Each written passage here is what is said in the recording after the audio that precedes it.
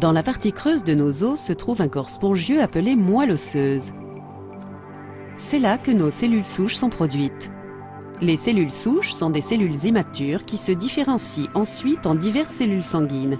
Les globules rouges, qui transportent l'oxygène à travers le corps, les globules blancs ou lymphocytes, qui combattent les infections, et les plaquettes qui contribuent à la coagulation du sang. La leucémie myéloïde chronique, LMC, est un cancer des globules blancs présent dans le sang ou la moelle osseuse. La LMC est due à une anomalie génétique acquise. Au cours de la division cellulaire, une partie de l'ADN du chromosome 9 migre vers le chromosome 22. Cette forme anormale du chromosome 22 est appelée chromosome Philadelphie. Cette anomalie entraîne la transformation excessive de cellules souches en un type de globule blanc appelé granulocyte. Une partie de ces granulocytes ne parviendront jamais à maturité. On appelle les granulocytes immatures les blastes.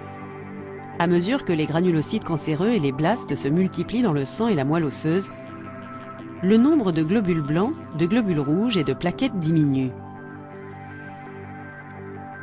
Étant donné que la rate produit elle aussi des globules blancs, il arrive que des cellules cancéreuses s'y développent également. La leucémie myéloïde chronique a une progression lente. Les symptômes courants de cette maladie sont l'anémie, une perte de poids, de la fièvre et une hypertrophie de la rate. Les formes de traitement disponibles de la LMC comprennent chimiothérapie, radiothérapie, greffe de cellules souches et ablation chirurgicale de la rate. Le pronostic repose sur certains facteurs comme le stade de la maladie, l'âge et l'état général du patient. N'hésitez pas à discuter avec votre médecin des différentes solutions de traitement possibles. Il est important de discuter avec lui du traitement qui vous conviendra le mieux.